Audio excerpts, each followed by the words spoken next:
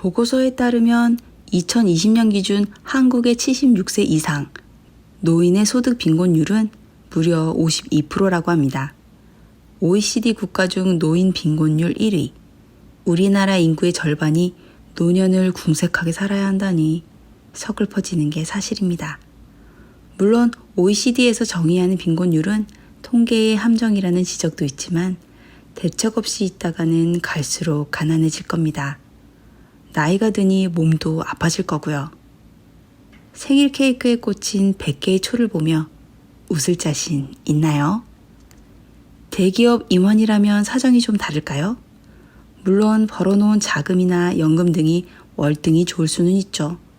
하지만 눈높이를 낮추지 않으면 경제적 어려움이 생기는 건 피할 수 없는 일입니다. 그동안 누리던 사회적 지위와 혜택, 이것을 내려놓기가 쉽지 않은 거죠. 어쨌거나 지금의 직장이 영원하리라는 보장은 없습니다. 당장 월급이 끊긴다면 몇 개월 버틸 수 있을 것 같으세요? 매일 퇴사하고 싶다를 입에 달고 살지만 막상 퇴사하면 엄청나게 초조하고 금세 무료해질 것입니다. 구조조정으로 한순간 직장을 잃게 될 수도 있죠. 실제로 노동시장에서 중장년 및 초기 노인은 일을 더 하고 싶음에도 불구하고 조기 퇴직을 당한 경우가 대부분이었다고 해요. 외에도 50대 이후에는 건강 악화나 스트레스 등으로 퇴직하는 비율이 높은데 체력 저하와 기술의 노화 등은 재취업이 쉽지 않은 것이 사실입니다. 노후를 준비해야 하는 시기지만 내 맘 같지 않다는 거죠. 제가 지금부터 하는 말은 그러니까 저축을 해. 당장 다니기 싫어도 참고 다녀. 이런 이야기가 아닙니다. 혹은 어떤 금융상품을 가입하면 좋아 하는 식의 정보는 더더욱 아니고요. 제 주변에 미래를 계획하는 사람이 아무도 없는 거예요. 뭐 조용히 준비하고 있을 수는 있지만 같은 직장의 친한 동료들만 살펴봐도 이 회사가 영원한 것처럼 이야기하죠. 난 정년까진 다닐 거야. 아, 정년까진 너무 지겹다. 57세에 그만둘래. 이게 되나요? 틈틈이 해외여행도 가고 사고 싶은 게 있으면 몇 번 고민하다가 사버리죠. 이게 나쁘다는 게 아닙니다. 현재의 행복이 가장 중요한 거니까 즐거운 일을 하는 건 좋은데 미래에 대한 준비가 없다는 거죠. 어떤 사람은 젊을 때 누릴 수 있는 것들을 다 포기하고 뚝심 있게 저축만 해요. 그런데 경제 공부는 안 합니다. 물가 상승, 인플레이션, 경제 변화 등의 요인들로 현금 가치는 계속 떨어지는데 나는 통장에 얼마가 있어? 하고 자위하면서 보장되지 않은 미래에 목숨을 거는 거죠. 며칠 전에 한 커뮤니티 사이트에서 아끼는 후배가 구조조정 명단에 든 것에 대한 일말의 책임감으로 본인이 사직서를 제출했고 퇴직금으로 프랜차이즈 식당을 차린 중년의 남성 글을 보았습니다. 결과는 좀 불보듯 뻔한데요. 직장 생활만 했던 글쓴이가 식당을 차렸으니 예상치 못한 일들의 연속이었고 결국 가족들까지 닥치는 대로 일에 투입되면서 음식점과 가정의 경계가 무너지게 되었죠. 그렇게 건강 악화와 자녀들과 함께하는 시간과 맞바꾼 가치는 한없이 초라했던 거예요. 1년 만에 가게를 접게 되기까지 그날의 사직서를 후회하지 않았다면 거짓말이겠죠. 이것은 현실입니다. 지금 당장 한 살이라도 젊을 때 준비하지 않으면 지금의 풍족한 생활, 당연한 즐거움들이 신기루처럼 사라져버릴 수 있다는 거죠. 그래, 알겠어. 근데 난 하고 싶은 게 없어. 잘못하다 망하면 어떡해? 재능도 없는데 할 줄 아는 게 있어야 하지. 이렇게 생각하면 또 되돌이표가 됩니다. 회사를 당장 그만두라는 게 아닙니다. 하고 싶은 걸 찾으라는 거예요. 재능? 필요하면 키워야죠. 나중에 생각해보자. 어떻게든 되겠지 하다가는 내일 당장 길거리에 나앉고 나중에 폐지 줍는 노인이 되지 말란 보장이 없는 거죠.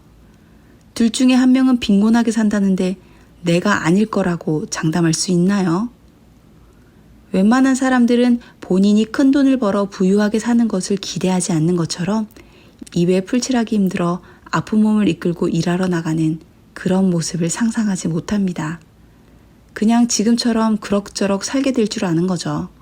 가벼운 산수만 할 줄 알아도 10억을 모으려면 매월 200만 원씩 40년을 일해서 모아야 가능한데 40년도 보장되어 있지 않지만 10억도 이미 그 가치가 아니죠.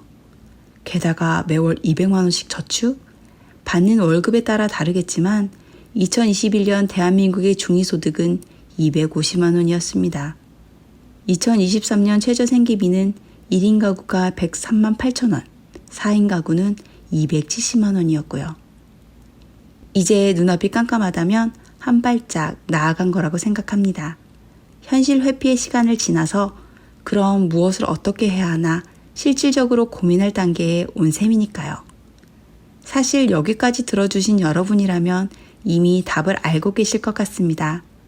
다만 시행착오 또는 탐색 중에 있을 수는 있겠죠. 가장 중요한 건 마인드입니다. 마인드를 바꾸기 위해 끌어당김 심상화 100번 쓰기를 강조하는 분들이 많은데 그것도 하나의 수단이 될 수 있을 것 같습니다.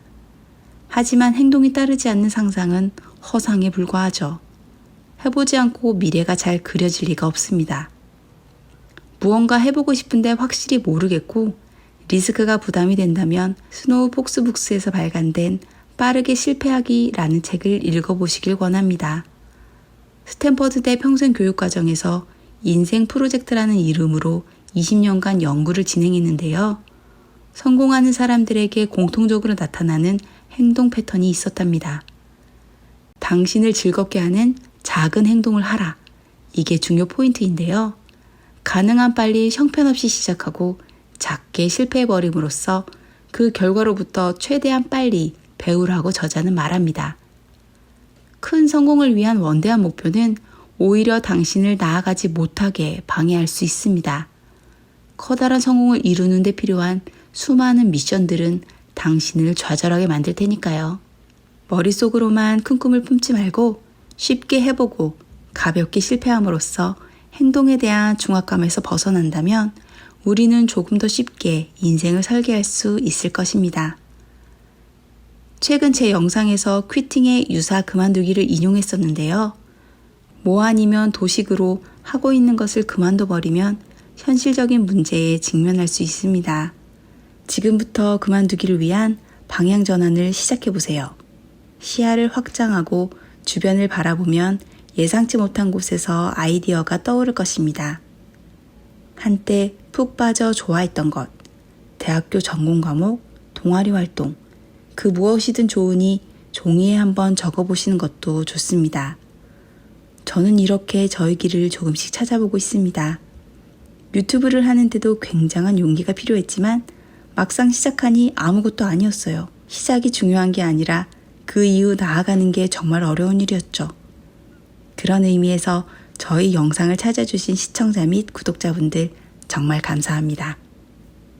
내면의 두려움 때문에 아무것도 못한 사람이 정말 많습니다. 컴포트 존에 있는 것이 과연 안정적이고 안락한 것일까요? 타의에 의해서 내려와야 하는 순간은 위에서 설명했고 스스로의 행복을 위해서 과감히 선택해보는 용기도 필요합니다. 내 최고의 하루는 오늘부터 시작된다. 의 저자 브리에나 위스트는 편안함에서 오는 행복은 일시적이며 순간적이기 때문에 궤도를 이탈할 정도로 힘들고 심오해서 인생을 바꿀 만한 일이 있을 때만 느낄 수 있는 불편함을 추구하는 것이 오히려 더 현명하다고 말했습니다. 고통을 피하려다가는 행복도 피하게 된다. 이는 컴포트 존에서 안정적으로 살면 예고된 불행을 맞이할 수밖에 없음을 시사합니다. 쇼펜하우어가 말한 권태의 시계추가 고통인 것처럼 말이죠. 아직도 나는 금수저가 아니니 부자가 될 수 없다. 내 삶은 이게 최선이다. 라고 생각하시나요?